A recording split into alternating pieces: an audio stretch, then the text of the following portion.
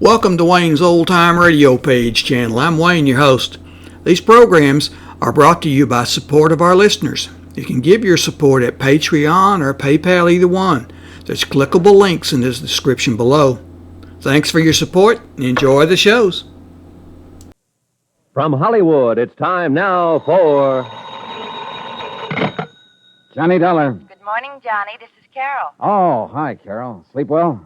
Johnny, you were so quiet on the way back from the seance last night. I hope it's because Madame Morgana Morgana convinced you of her powers as a medium. How much did you pay her for that seance, Carol? $100. $100?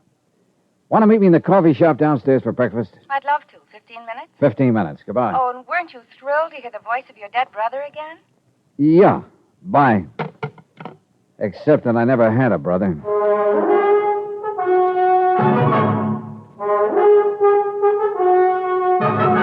Tonight and every weekday night, Bob Bailey in the transcribed adventures of the man with the action-packed expense account, America's fabulous freelance insurance investigator. Yours truly, Johnny Dollar.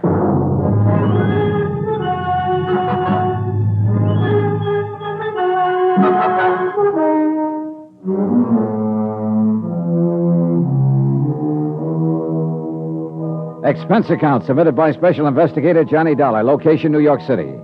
To the Universal Adjustment Bureau, Hartford, Connecticut. Following is an accounting of expenses during my investigation of the matter of the medium. Well done. Expense account item 18, 10 cents, phone call to Carol Sharpe. Item 19, 10 cents, phone call to Sergeant Randy Singer. Hey, I thought you were coming down here to headquarters this a.m. It's nearly 10 o'clock. As soon as I've had some breakfast, your lab get those films developed for me? They're working on them right now. And did you put a tail on David Sharpe? Carol's brother? Yeah. I suppose you know he was over there in the neighborhood of that seance over in Jersey last night. I would have bet on it. Didn't you see him there? No. Well, that's funny. Just keep that tail on him. See you later.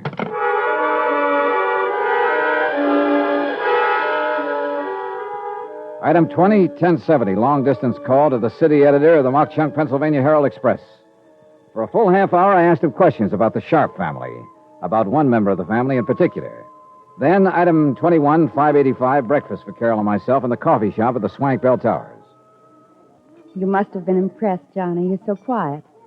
Would you like to see Madame Morgana Morgana again tonight? Johnny? Carol, I think we'll see her today. Oh, but she couldn't. She always says it takes a full day to recover from the shock and strain of a seance. She goes into a deep trance, you know, in order to make the spirits move those little trumpets about and speak through them. Listen, Carol. Yes? You have a brother, David. Oh, David. Why do you say it that way? He's not really a brother. He was just sort of taken in by Mother when his parents died. I'd rather not speak of him, Johnny. The black sheep of the family, huh? Mother insisted on taking care of him. He was only 12 or 13. I've forgotten. Father didn't want to, but he permitted it. Why didn't he want to? Because David's father had been a criminal, and his father before him. Even David's mother was... And my father was afraid. Yeah, the blood would tell. Yes. Your father left money to him, along with the rest of you. Yes, he did. But not as much. And David has resented that. But no matter how much he had, he wouldn't have enough. His sports cars, the fast company. Johnny, how did you know about Listen, that? Carol, I'm an insurance investigator. What? I came down here to look into this matter of your wanting to change the beneficiaries of your policy to cut off your mother and brothers in favor of this medium and Tony Ricardo. Johnny, I hate you for this. Why didn't you... I didn't dare let you know until I found out a few things. This is the most... And I think I have, including the fact that Madame Morgana Morgana, who persuaded you to make the change, is nothing but a clever fraud. No, that isn't true. And I'll prove it to you, if you'll call your boyfriend, Tony Ricardo. Tony... Take him down to the 18th Precinct Police Station where I'll be waiting for you. But Tony hasn't... You think because his father was a kind of gangster years In ago... In Tony's case, I hope blood won't tell. 18th Precinct, both of you. All right, Johnny, we will be there.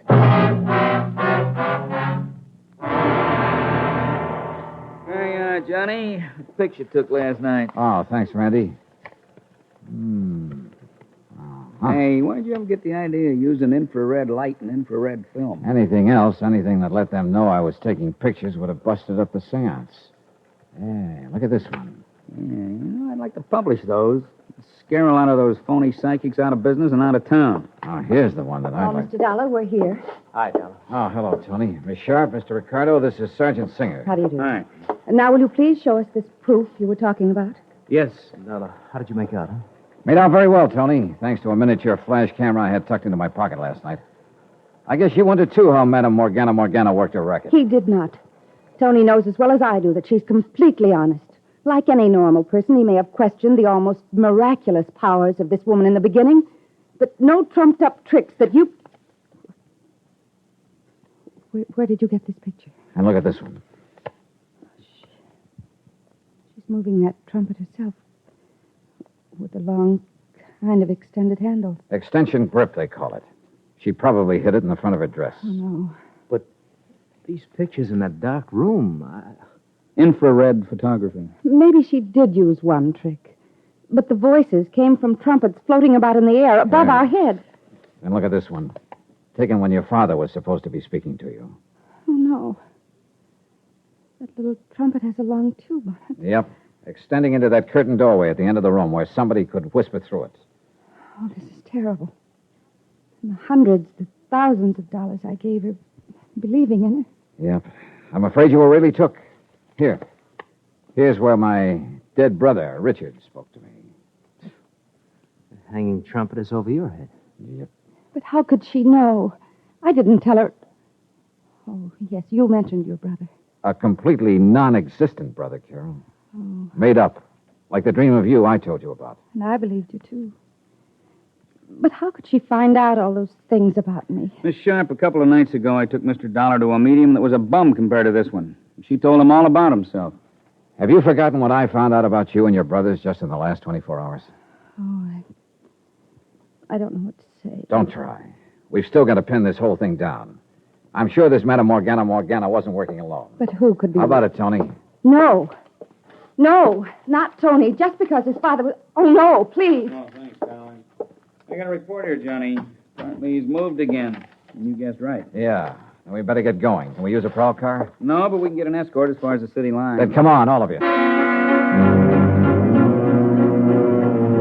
The cabbie, with his accelerator on the floor, had a ball trailing our escort across town.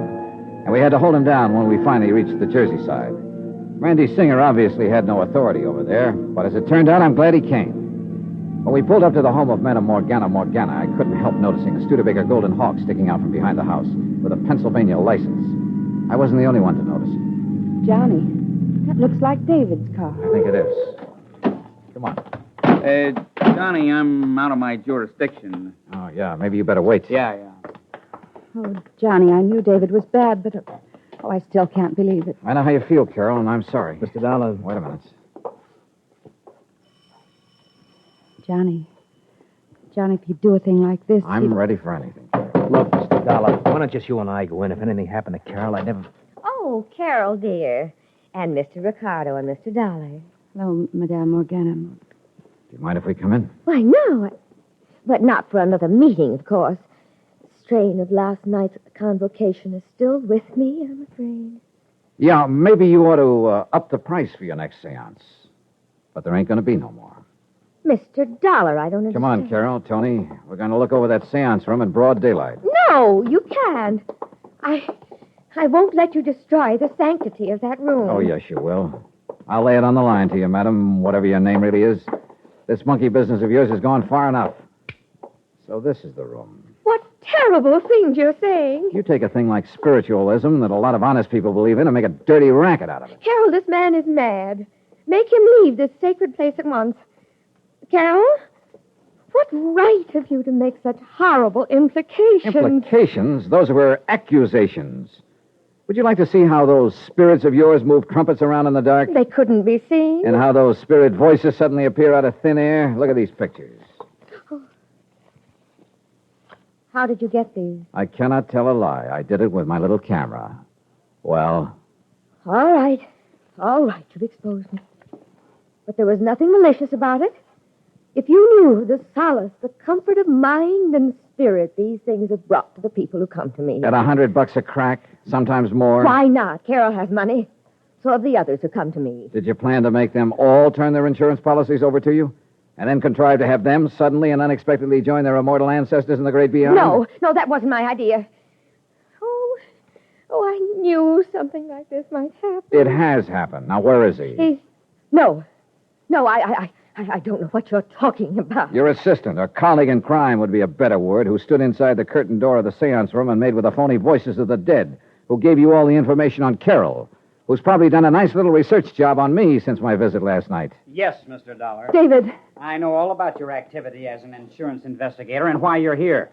But it's not going to do you any good. Oh, put that thing down and give yourself up, David. So you're the one who arranged for me to be a beneficiary of Carol's policy, huh? Stand back. So that suspicion would fall on me when something happened to her? Of course. And give us a chance to clear out. But now it's too late. And now that you've found us out. Well? David, no. The light somebody turned on. Look out, Della! Look out!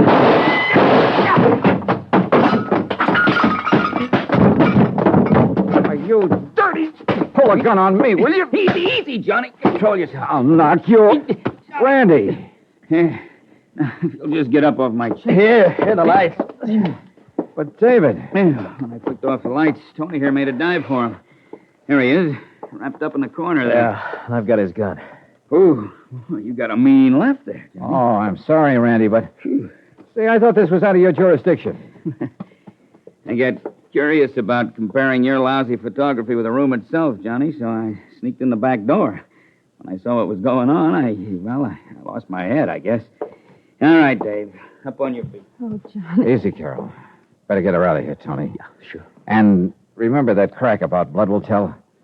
Well, I think you can prove to her that in your case, at least, whoever said it was all wet. Well, what happens to David Sharpe and Madame Morgana Morgana will be up to the courts. It's a cinch she's out of the ghost racket for a while. A long while. And, of course, Carol did make a change in her policy to cut off David. Expense account, item 20-something, cab back to New York, hotel bill, and fare back to Hartford, $417.35. Expense account total, $892.90. Oh, and if you don't mind, I'll hang on to that tricky little camera and stuff in case I run into another medium well done. Yours truly, Johnny Dollar.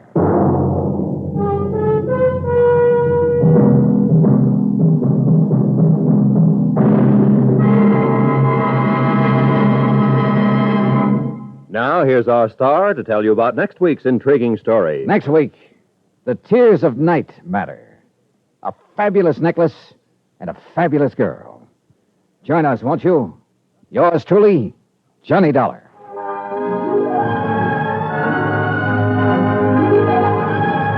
Yours truly, Johnny Dollar, starring Bob Bailey, is transcribed in Hollywood. It is produced and directed by Jack Johnstone, who also wrote this week's story.